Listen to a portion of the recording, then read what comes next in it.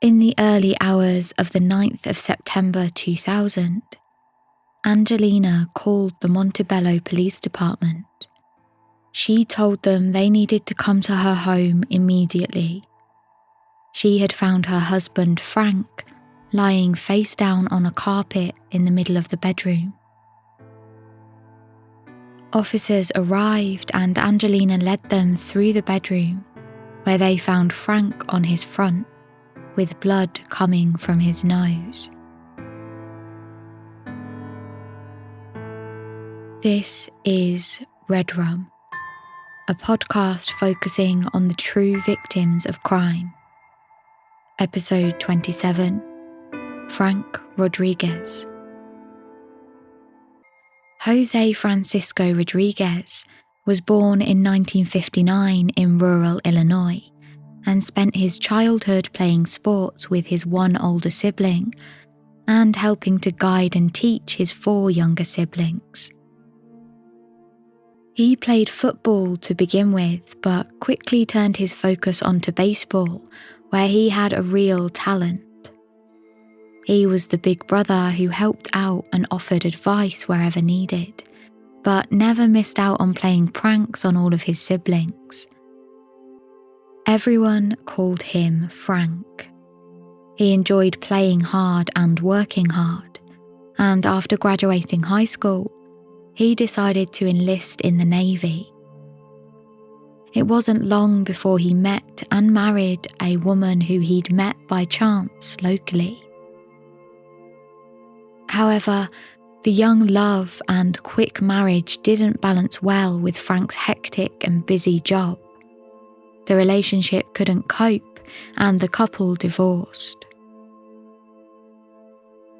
After the divorce, Frank decided he needed a whole lifestyle shift, and that included leaving the Navy and changing careers. He joined a Pentecostal church, as well as quitting drinking and smoking.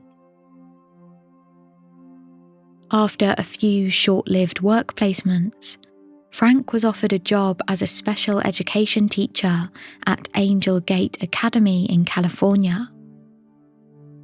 The job was on a partnership program of the California National Guard and the Los Angeles Unified School District, which was a basic training camp for troubled 6th and 7th graders, which hosted district students at camp for a month. Frank loved the job and was a natural with the children. He excelled and progressed quickly. Whilst Frank was finding his feet and working his way up in the academy, he met a colleague, Angelina. Angelina was a single mother of a little girl called Autumn. She was a doting mother and hard worker, with long brown hair and large piercing eyes.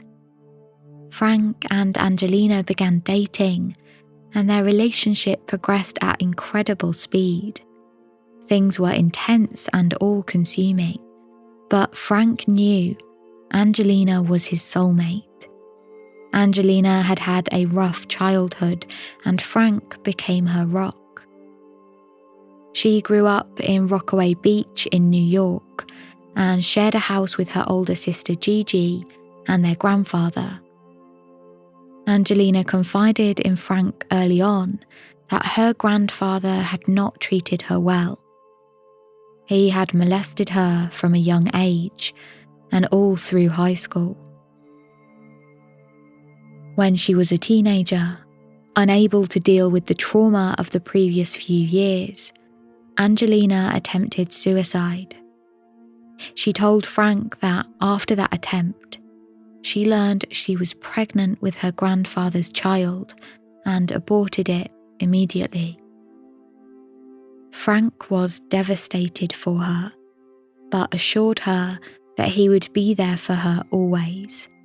They were soulmates and would be together for the rest of their lives. He would help her deal with her trauma in the best way possible and be her support in whatever way she needed. Angelina was grateful to have such a kind, understanding partner. She had been troubled with failed relationships before, with men that just didn't suit her or support her in a way that she needed. In 1987, Angelina had married a man named Hector after just a few months of knowing one another. The marriage didn't last, similarly to Frank's previous marriage. However, unlike Frank, Angelina did meet and marry her next partner, Tom, who she met when she enlisted in the Air Force in Colorado. She and Tom had a longer marriage and had a baby girl, Autumn. The family were happy and things were progressing every day. They decided to have another baby, another girl who they called Alicia. However, Alicia was born prematurely with an abnormally slow heart, and the couple worried what the future would hold for her.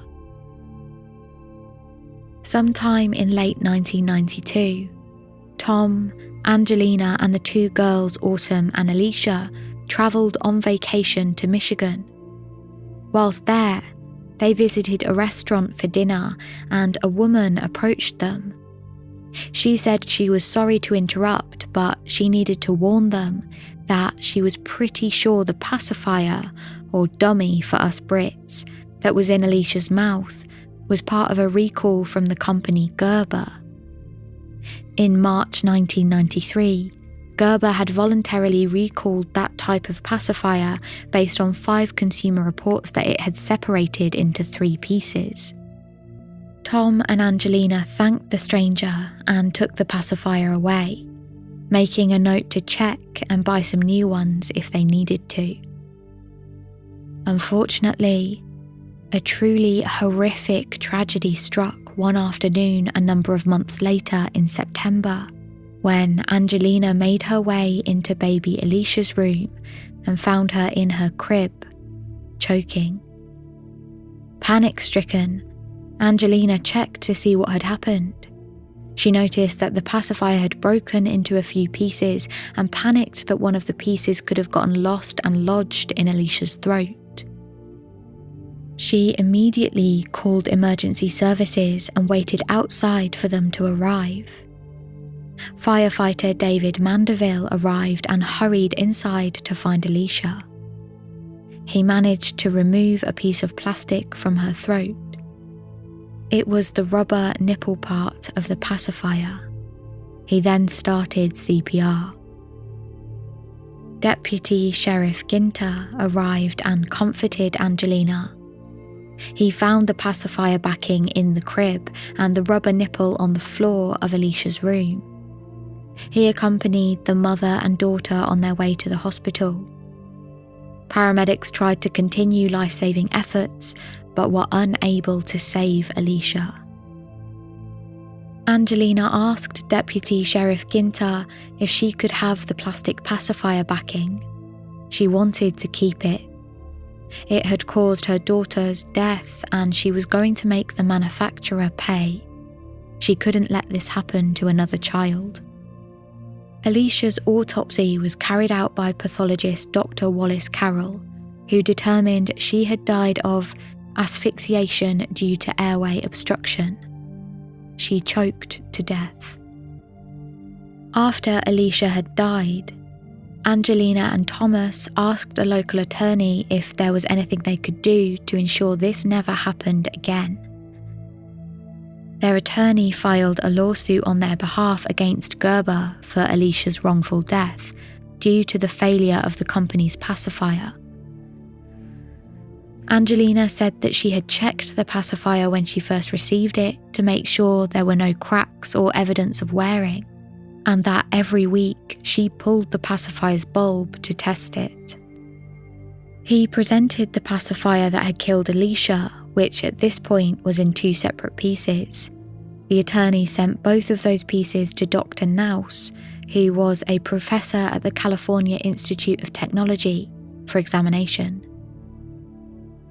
However, the attorney and the couple were dissatisfied with Dr. Naus's report, so sent the pieces on to Dr. Hamed, a professor at the University of Akron, for a second opinion.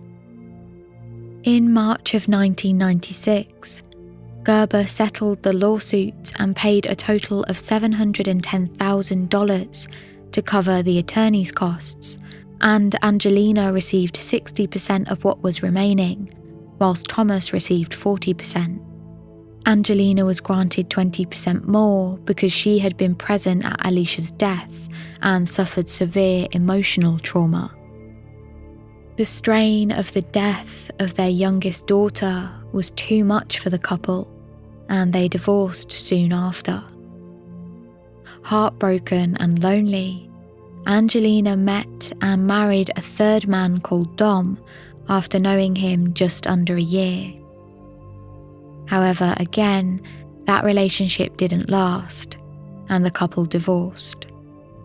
But when Angelina met Frank, she knew things were different. There was something that pulled the two of them together.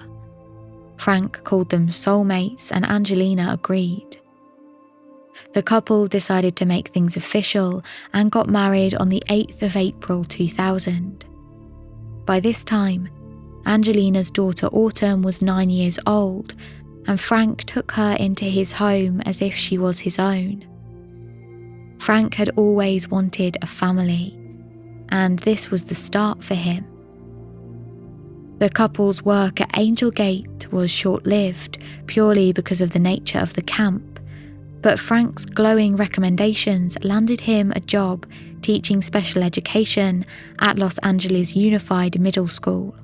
So the couple, along with Autumn, moved to Montebello. The couple set up their home in the 800 block of Marconi Street and quickly got to know their neighbours. The next-door neighbour grew large Nerium oleander bushes outside of their front yards. The shrubs grew in clusters of colourful white, pink and red flowers and was a welcome view for their new homely street. One of the couple's neighbours, who Angelina became friendly with, was Palmyra Gorham. The two would often have coffee or occasionally a glass of wine on a warm evening. One day, whilst Angelina was at Palmyra's house, Loran Moranes, Palmyra's nephew, came in to say hello as he was passing. He had just been released from jail on the 17th of July. With each time Angelina went to visit Palmyra, she would often run into Loran.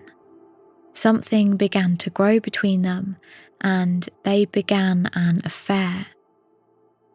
Loran was thrilled to be involved with someone who saw him as a normal person, not just an ex-convict.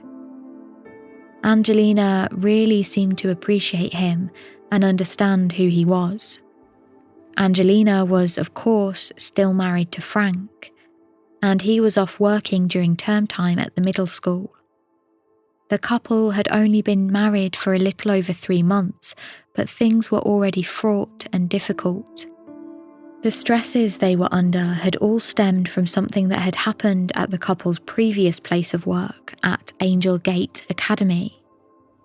Frank had left his job there because of a number of reasons, one being the short-term nature, but also because he had blown a whistle on somebody who he had suspected of inappropriate behaviour with some of the students.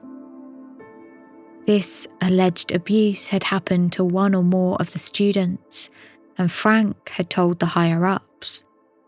Someone was fired, and other people were reassigned, and the entire teaching body had shifted. Angelina worried that there was some animosity towards Frank over that, and it had completely changed their lives. Sometime during the summer break from schooling, Frank was at home with Angelina when he began to feel a little unwell. He told Angelina, and she asked if he'd eaten anything funny. He had only eaten the same as her over the last few days, but he wondered if the milk had gone off in a milkshake he'd had a few hours earlier.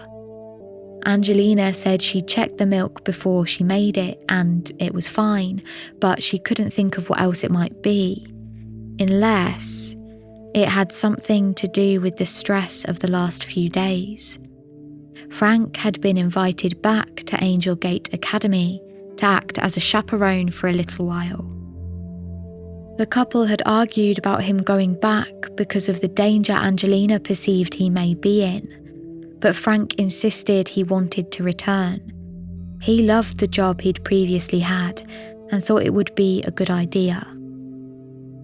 Despite Angelina's worry, when Frank returned that evening, he told her everything had gone well and he'd been welcomed back with smiles and open arms by everyone. Things seemed to calm down over the following month, and with the new term at middle school ready to start back and Labour Day weekend just around the corner, Angelina and Frank decided to have a relaxed time at home, running errands and getting things sorted for the following term. On Sunday the 3rd of September, Frank noticed what he thought to be the smell of gas. He checked the upper level of the house but couldn't find anything that would suggest a gas leak. He decided to continue looking, and as he made his way through the home and to the connecting garage, he realised the gas smell was even stronger there. He called the Southern California Gas Company to report the leak, and soon after, the service technician Louis arrived. He looked around, and as he approached the garage, he also noticed the unmistakable smell of gas. He located 2 different leaks in the garage. One was behind the clothes dryer and one was on the water heater. The humidity was high and Louis determined that the valve fitting on the dryer was very loose. Louis managed to fix the problem with ease and advised it was unlikely to happen again. Just 2 days later, on Tuesday the 5th of September, Frank hopped on a local bus and returned to Angel Gate Academy. He had been called in last minute as a chaperone for the students who were participating in the programme, and because of that, his name wasn't placed on the list of teachers who were coming that was given to employees at the academy. Even so, everything went smoothly and Frank dropped the students off at the academy at the end of the day and then made his way back home. By Thursday that week, Frank complained to Angelina of stomach pains. By the afternoon, he had actually started vomiting and had diarrhea. Frank was in so much pain that he had to be rushed to the emergency room at Kaiser Hospital in Baldwin Park. The doctor wrote down that Frank should drink a lot of fluids and specifically, quote, drink Gatorade as rehydration. Angelina had to sign the instructions stating that she had received them, as she would be in charge of helping Frank get back to full health. The doctor then discharged Frank. Angelina's daughter Autumn, who was living in Montebello with her mother and Frank, saw how unwell he was. She wanted to help in any way she could, so she made sure she was on hand to provide liquids whenever he needed. She treated him with warm, nourishing soup, as well as Gatorade, as the doctor had recommended. In the early hours of September the 9th, 2000, Angelina called the Montebello Police Department. She told them they needed to come to her home immediately. She had found her husband Frank lying face down on a carpet in the bedroom. Officers arrived and Angelina led them through to the bedroom, where they found Frank on his front, dead, with blood coming from his nose. Officer Sharp couldn't detect any apparent reason for Frank's death. The blood that had come from his nose was minimal, and an autopsy would need to be performed to determine exactly what had happened. Angelina told officers that Frank was only 41 years old and had been in good health. After Frank's death, his mother called round to the family to let them know. It was difficult because the family had no answers at this point. They didn't know how Frank had died, and they didn't even really know what had happened in the days and weeks prior to his death. Frank's sister, Rebecca, called Angelina and asked what she thought had happened, and she responded that he drank too much. Rebecca thought about this as a possibility but dismissed it early on because she knew Frank didn't really drink alcohol. Angelina informed her that Frank had been unwell on the Wednesday and Thursday before she took him into hospital on the Friday. She went on to say that he had probably died of some kind of stomach infection. Angelina decided to share even more information with Rebecca when she called back later. She informed her that she thought, quote, "The people at the Angel Gate Academy gave him cookies and Gatorade that killed him." When Rebecca asked why anyone at Angel Gate would want to kill him, Angelina said that when she left, it wasn't on good terms, and therefore they didn't like Frank and wanted to kill him, but she didn't go into any further detail with Rebecca. In a conversation with another of Frank's sisters, Shirley, Angelina gave some more details about what she thought had happened. She said that an officer at Angel Gate Academy called Chad had killed Frank when he'd gone there for a meeting shortly before he'd fallen ill. She added that the officer had put some kind of poison in Frank's cookies and Gatorade. Shirley was confused. She knew why Chad might have it in for Frank, but she didn't understand why he'd go to the extent of killing him, or even how he would do it. It couldn't be that easy to get hold of poison, but Angelina told her Chad would have made it easy. He could have spiked his tea with oleander, an easily attainable poisonous plant that was readily available in California. On the morning of the 19th of September, both Shirley and Angelina were riding in a limousine on the way to Frank's funeral when Angelina pointed out to Shirley what she meant. There was an oleander bush on the side of the road. They were all over the city. She went on to say that she wanted to cremate Frank so that she could sprinkle his ashes on a beach that was their favourite place to go. But she later said it might be better if Frank had a military burial. Just a week later, Frank's mother Janet told Sergeant Holmes that she believed Frank may have been intentionally poisoned with oleander. Detectives informed the coroner's office, but at that time, very few laboratories performed tests for oleander, and so they hadn't been able to conduct one. Angelina, more than anyone, was desperate to find out what had caused her husband's death. She believed there was foul play involved.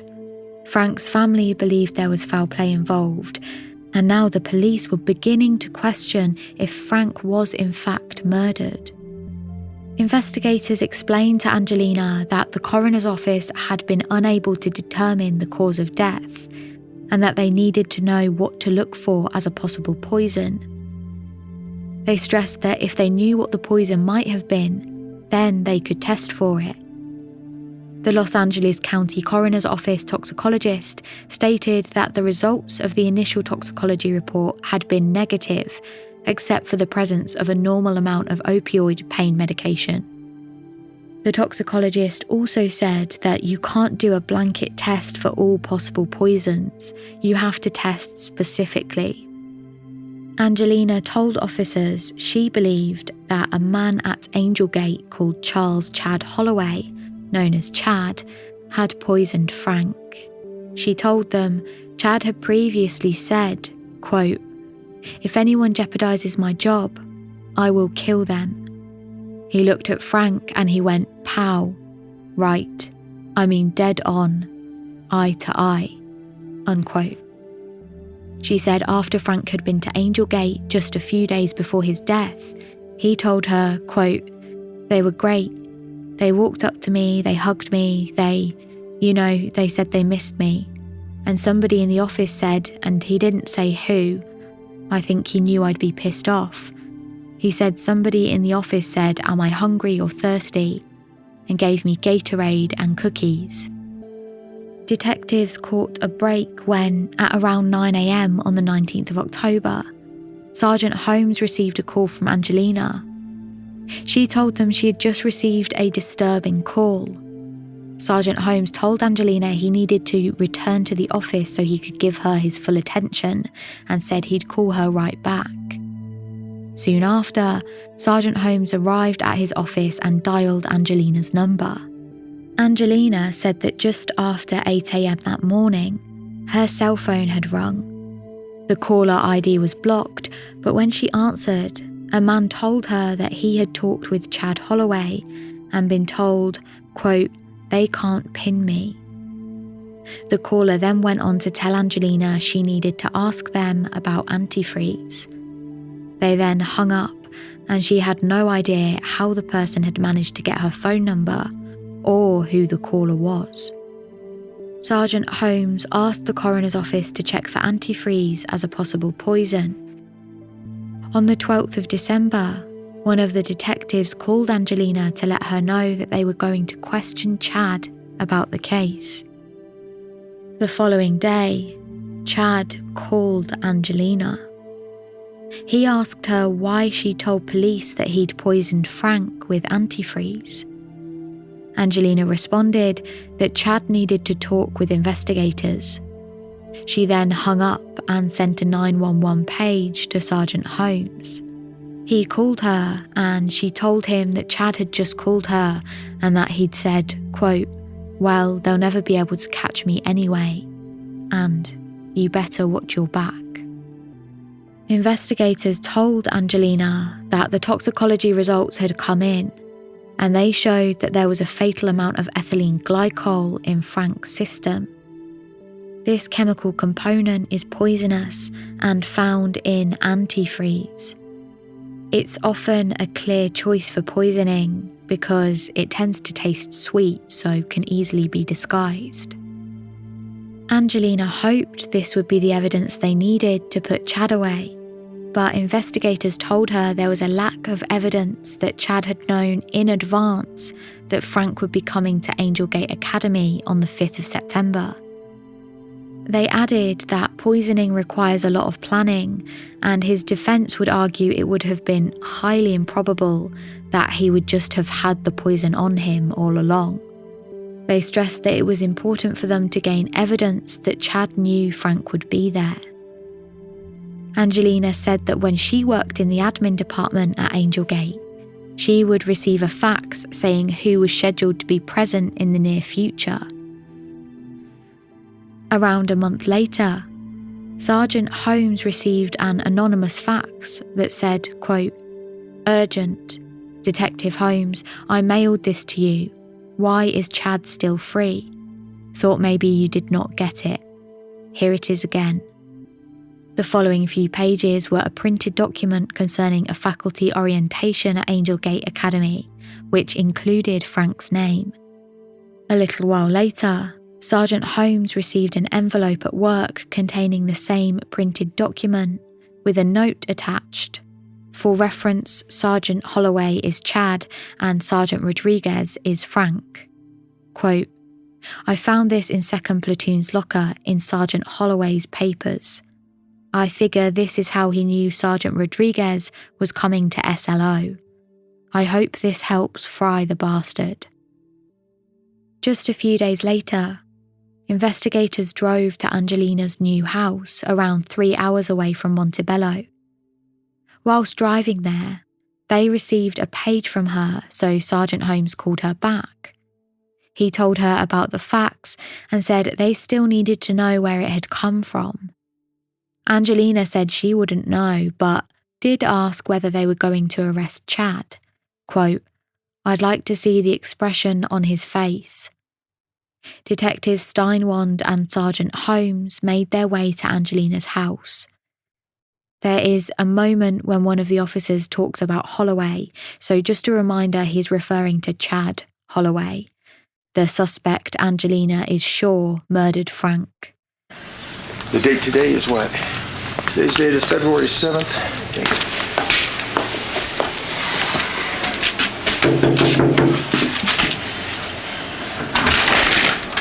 Good morning. Morning. How's it going? Today. Okay. We got a little problem though. Angelina, did you give Frank antifreeze? No, I didn't. I love my husband. I would not do that. Let's think about this a second now. You're the only person with him. You're taking care of him. You're feeding him and giving him liquids to drink. I didn't. It's important to be honest and truthful. I know it is. I know it is. I mean, I've been trying to get to the bottom of all this from day one. I mean, I love my husband. I wouldn't put my family through this hell. We have an abundant amount of information that points that you poisoned Frank. I didn't poison my husband. I mean, I am willing to take a lie detector test. I did not poison my husband. My husband was sent to me by God. Yeah, we had financial problems, which caused an emotional kind of craziness about it. But you know what? That's common. What if I was to tell you, with all the information that we've accumulated, that we can pretty much prove that you did? We need the truth.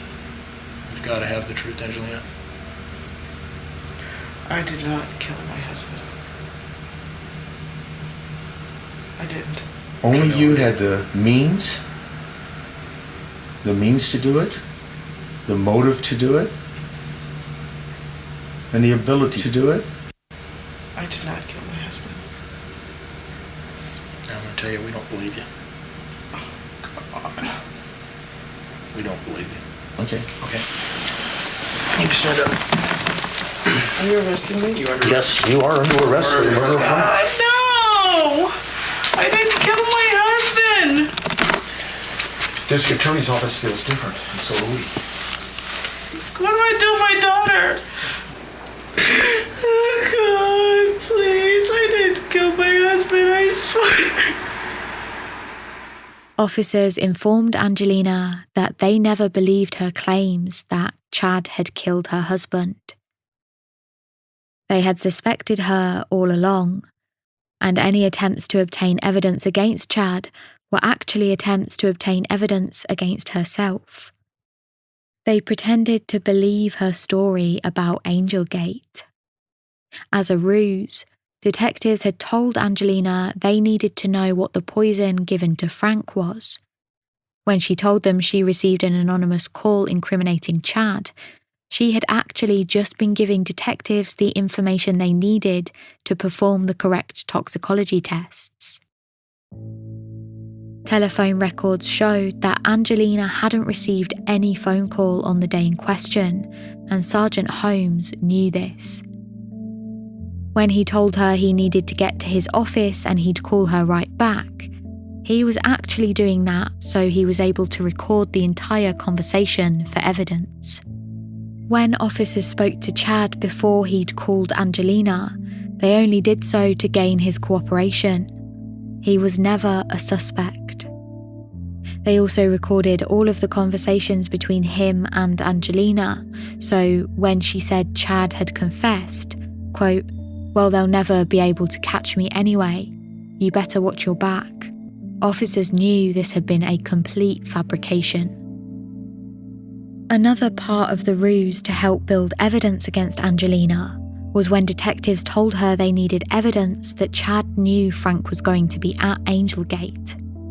Her subsequent actions, sending anonymous faxes and letters, only helped to incriminate herself. Whilst officers were searching the house after Angelina's arrest, they came across a napkin with the sheriff's fax number on, which is significant because of the anonymous fax that was sent to the sheriff. Officers found a purse that contained a fax confirmation sheet, kind of like a receipt, as well as the original copy of the fax. However, on the original copy, the handwritten name F. Rodriguez was in red. Forensic investigators examined this and found that it was indeed an original.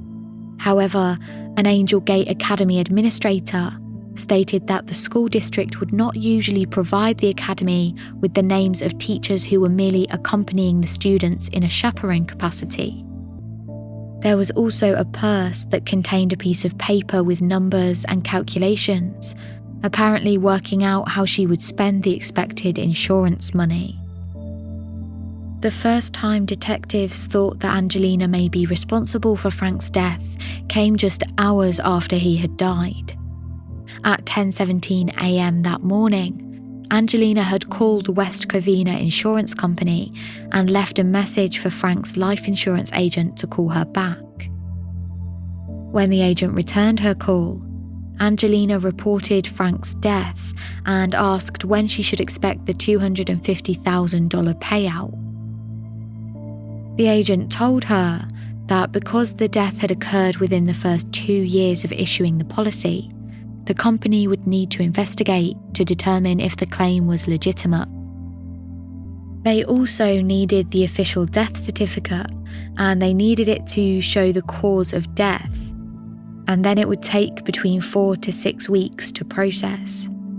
That's why Angelina was so keen to get a second autopsy to determine that Frank had been poisoned.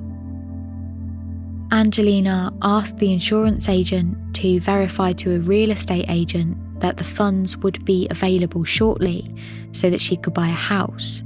However, the insurance agent declined to do so as there was no guarantee of when they would be able to pay out. Angelina then proceeded to badger detectives for the cause of death over the coming weeks and months. Sergeant Holmes said, quote, "I knew that she was calling every day and every single conversation was regarding financial, getting money to make it, and she wanted the coroner's office to come back as soon as possible with a cause of death so that she could be financially better off. She told them she needed to know so that she could get the payout on the policy or she would have to sleep in her car." Just a few days after Frank died, Angelina called Detective Wilsey and asked about the coroner's office and how it would dispose of the body. Detective Wilsey told Angelina that at this point, the coroner had not determined the cause of death, so it wouldn't be anytime soon. During this conversation, the detective was struck by Angelina's lack of emotion.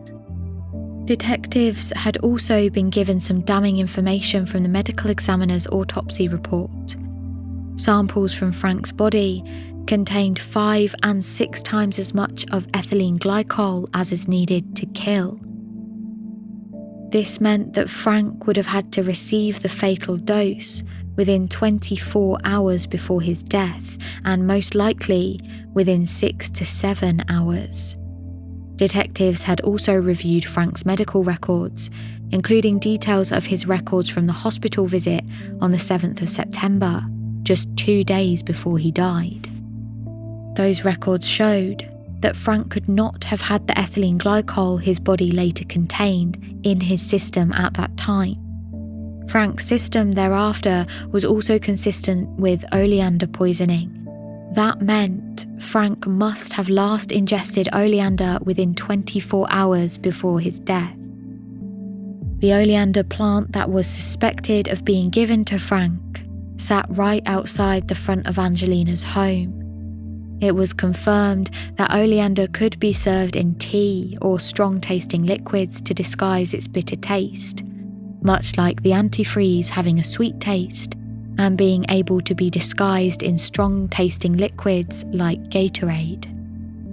It was also revealed at trial that then 9-year-old Autumn had given a statement on the day her mother was arrested, telling officers that there was a special bottle of Gatorade for Frank and she wasn't allowed to have any. Angelina then asked her to help feed Frank the Gatorade. She then added that on the night Frank died, her mother had made Frank drink a whole bottle of red Gatorade and said Autumn couldn't have any, quote, because money was so tight and we needed the Gatorade for him. At the trial, more chilling information came out about the weeks and months leading up to Frank's death. Towards the end of July, Angelina spoke to her friend Palmyra Gorham on the phone. Palmyra heard a blender in the background of the call, and when she asked what Angelina was doing, she said she was making Frank a special milkshake. It's now thought that that milkshake contained some form of poison.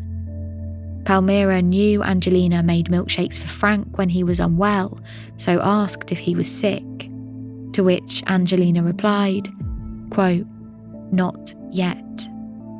Records from Southern California Gas Company also showed that on the 3rd of September, the gas leak that Frank had reported and had been attended to by service technician Louis, who had noticed that one of the 2 gas leaks, which was behind the clothes dryer, was very loose, and it would not have happened on its own if Frank hadn't smelt the gas and notified the gas company, or if he'd have been asleep, he would have died. In July of 2000, just 2 months before Frank died, Angelina took out the $250,000 life insurance policy. Angelina testified that she had just responded to a direct mailing advertisement and thought it would be a good idea. When Frank asked why Angelina felt they needed insurance, especially given that they were already covered at work and through the National Guard, Angelina explained the benefits of life insurance and why they needed it. Frank did still hesitate, but eventually agreed. The couple also discussed insuring Angelina's life for $50,000, but that policy was never actually filed. Angelina's friend Palmyra testified that after Angelina married Frank, she would come to visit her and speak of how unhappy she was. Palmyra jokingly asked, quote, "Why don't you divorce this one like you divorced all your other ones?" To which Angelina said, quote, "No, this one has got a life insurance policy, and that might be worth my time to do that."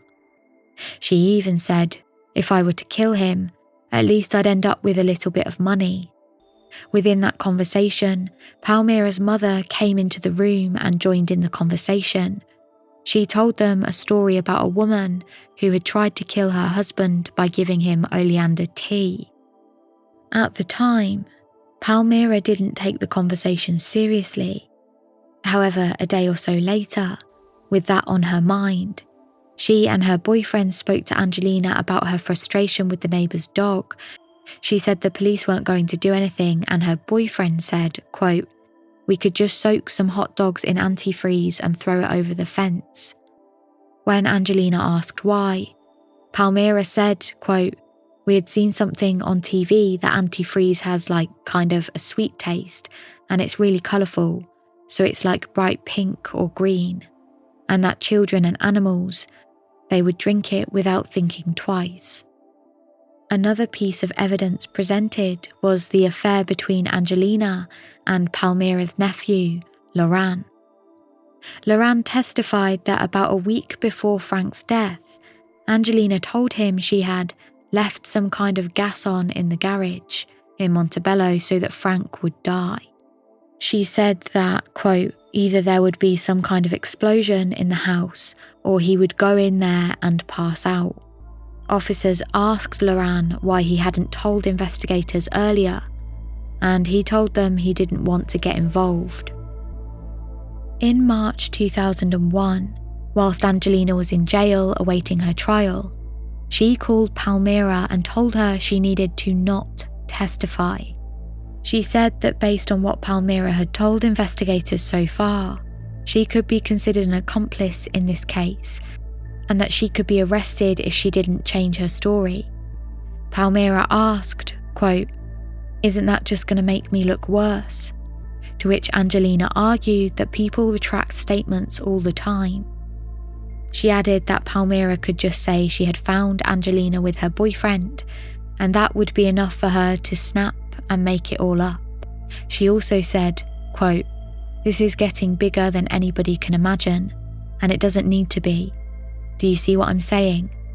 You knew what I was doing, and you didn't stop me." When Palmyra refused to change her statement, Angelina decided she would deal with things herself.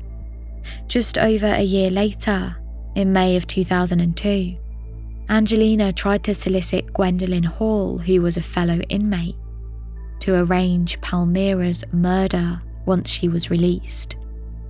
She offered to pay her $20,000 at first and then increased that offer to $30,000. Gwendolyn agreed to an undercover recording conversation between herself and Angelina.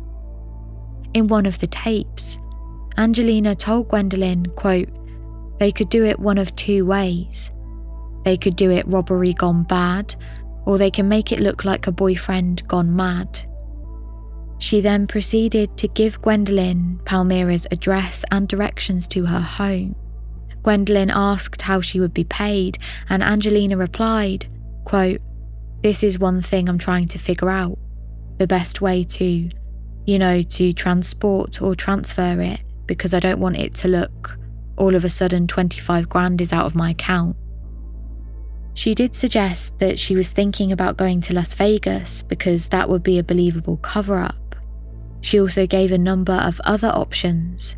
Quote, "The house is so old that if it blew up from a gas leak or something, it wouldn't surprise anybody. For somebody to go in and shoot them in the head while they're sleeping would not be surprising, and a pillow could be used to muffle the sound." She added that there was an alley behind the house and they could use it to get away. The pair agreed that when the job was done, Gwendolyn should send Angelina a quote, "little girl card" signed "Happy Birthday, Love Cuz," with misspelling so that the message would be clear. Angelina later asked Gwendolyn if, quote, "these guys would be bright enough to figure out how to make it look like suicide." She discussed other ways to kill Palmyra, including an overdose, using cyanide, or a gunshot wound that would look self-inflicted. When discussing details, Angelina suggested they should go to Palmyra's house in the morning and wait for her to take the kids to school. Then they could be sure she was on her own when she returned. The detective leading the solicitation investigation had been informed that Angelina had asked more than just Gwendolyn to kill Palmyra. Because of this, in May of 2002, he asked Gwendolyn to convince Angelina that the murder had actually been done. The detective gave Gwendolyn the false name of Antonio Davis as the middleman, and that same day, Angelina sent $60 from her jail account to this Antonio Davis. The pretend murder scheme was elaborate, and with Palmyra's cooperation, the lead detective got her to have a fake gunshot wound with fake blood painted onto her head. They took pictures of her playing dead as proof of the murder, and another detective posed as the fake hitman Antonio Davis. He went to speak with Angelina in prison in June of 2002. The meeting was videotaped and saw the undercover detective sat behind the glass window and speak through the jail phone. The pair also wrote notes to each other because they knew the conversation could be monitored through the jail phone. The undercover detective then showed Angelina 2 photographs of Palmyra's fake murder pictures. He then held up a note that said, quote, "How do you want to take care of it? These guys are asking about the money." Angelina replied by note, quote, "I thought Gwen stopped it. My star witness, best friend of 6 years. This is what I told her. When out, as soon as insurance in, about 45 days I give to Gwen. I think that's about as long as it takes. It's up to how long insurance takes."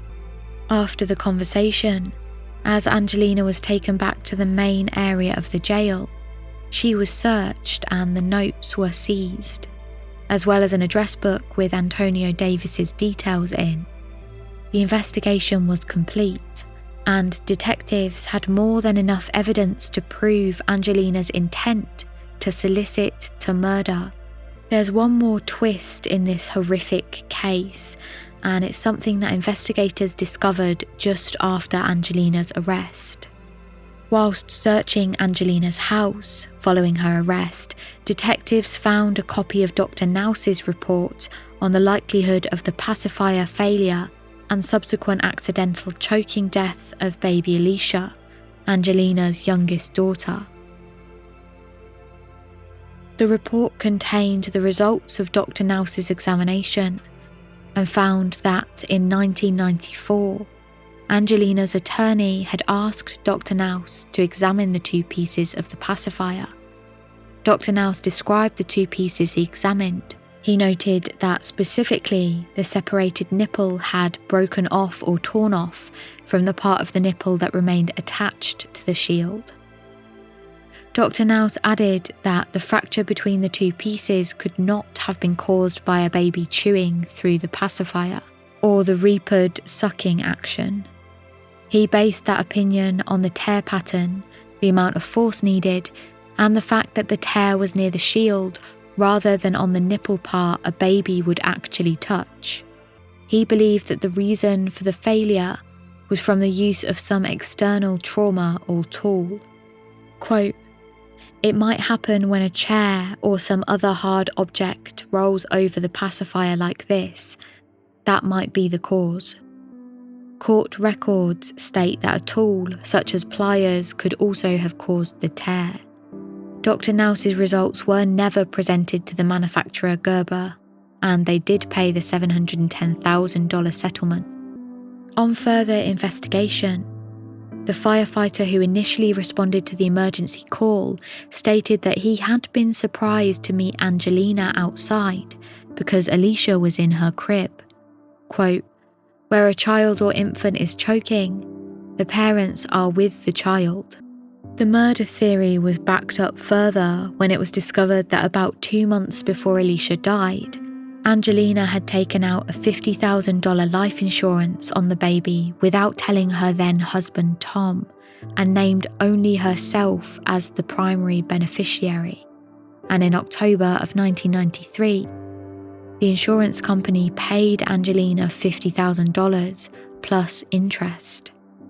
Angelina used the money from the life insurance and manufacturer payout to buy a new house, a boat, and a car.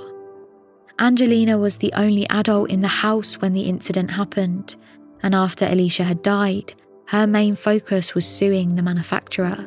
After this discovery years later, Angelina's ex-husband and Alicia's father said, quote, "There's times when all I want to do is see her dead. Then there are times I'm just not 100% sold on it. And then maybe I'm in denial that I could marry someone who could have done something like that." The evidence was clear, but a long time had passed since Alicia's death, so it was going to be difficult to convince a jury. A psychiatrist, Dr. Vickery, testified about Angelina's mental state. He believed the sexual abuse she had suffered as a child had had a major negative impact on her. He also testified that he had found Angelina to be, quote, "the most emotional and most animated when she was talking about her children. She said in all her life, none of her relationships had ever worked, and that she had only had 2 happy experiences, the birth of her 2 little girls." Angelina's older daughter, Autumn, testified, quote, "I would like it for you to not execute and make it so I can see her." Angelina was convicted of first-degree murder, with the special circumstances of murder by administering poison and murder for financial gain. She was also found guilty of attempting to dissuade a witness. Angelina was sentenced to death. Ultimately, Angelina's greed and need for more and more led to her capture. Homicide detective Brian Steinwand said, quote, "We might never have solved the case if she wasn't talking."